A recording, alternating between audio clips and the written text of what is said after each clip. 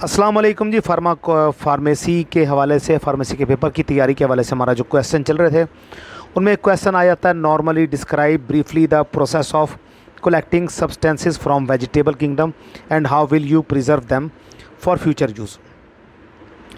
तो इसको हम बहुत ही मुख्तसर अंदाज में अगर बयान करें तो हैनीमैन ने हमें नसीहत की कि वो फ्रेश वेजिटेबल को इस्तेमाल किया जाए ताकि उसकी जो खालिसपन और उसकी जो ताकत है वो अच्छी तरह मिले।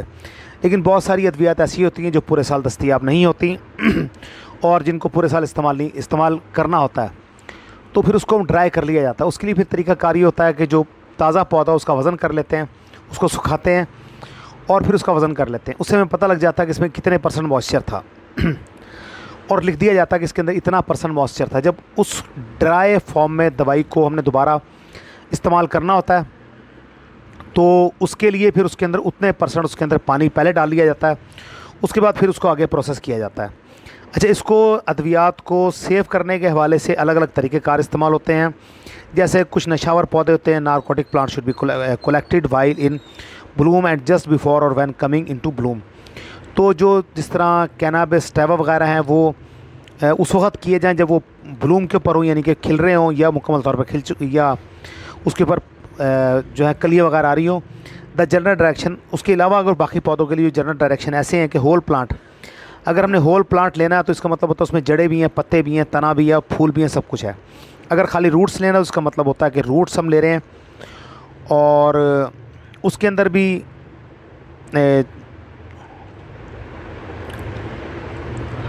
अगर हम ऐसा पौधे की रूट्स लेनी है जो सिर्फ 1 साल रह सकता है तो उसकी हमने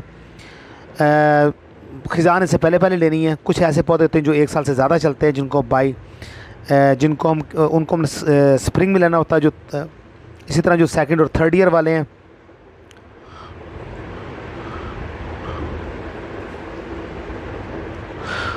जो जंगली पौधे होते हैं उनको नॉर्मली सिर्फ झाड़ दिया जाता है, उनको पानी से धोया नहीं जाता। अगर हमने सिर्फ तने को इस्तेमाल करना हो तो हम तने को ले लेते हैं। तना नॉर्मली जब लिया जाता है जब पत्ते उस पर ज़्यादा नहीं निकले होते हैं। अगर हमने बार्क को लेना हो तो bark should be collected from mature vigorous young trees.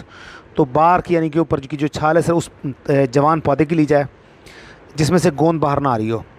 अगर हमने शूट्स लेने हो यानी कि ताज़ा पत्ते लेने हो तो उनको बाहर के मौसम में लिया जाए जब नए ताज़ा पत्ते पौधों पर आने शुरू हो जाते हैं। अगर हमें ट्विग्स चाहिए होते हैं तो twigs of current year's growth only.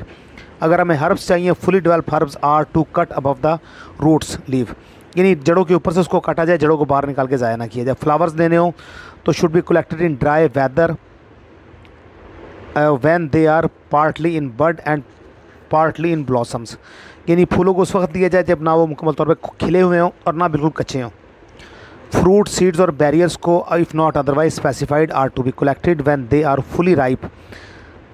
Succulent fruits, seeds or berries should be used while fresh. Only dried fruits, seeds or berry may be stored in well closed containers. Fresh fruit when collected are to be used immediately after their collection. अगर ज़रूरी हो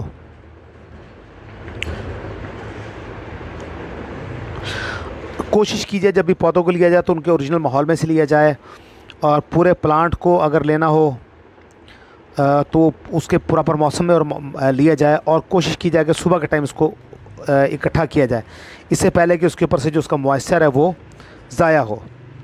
अच्छा, prevention of medicinal plants, preservation of medicinal plants, पौधों की हिफाजत कैसे की जाए।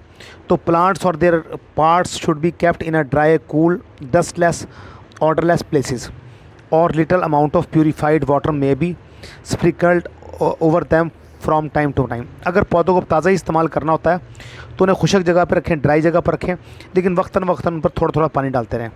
अदरवाइज़ आप पौधों को मुकम्मल तौर पर खुश्क कर लें। खुशक करने से पहले उनका वज़न कर लें, खुशक करने के बाद उनका वज़न कर लें ताकि आपको पता हो इसमें मॉइस्चर का कंटेंट कितना था।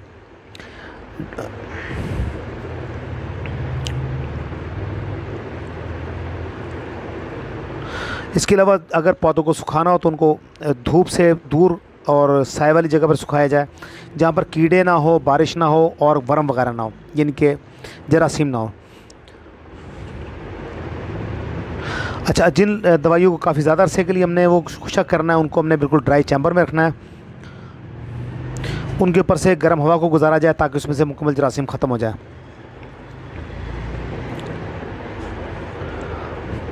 अगर दवाइयों को बहुत ज़्यादा लंबे अरसे के लिए रखना है तो हमने उनको बिल्कुल खुशक करना होता है।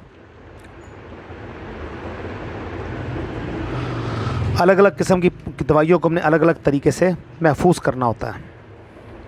अगर हमको एक ही तरीके से महफूज करेंगे, इकट्ठा महफूज कर लेंगे तो हमें उसका फ़ायदा नहीं होगा।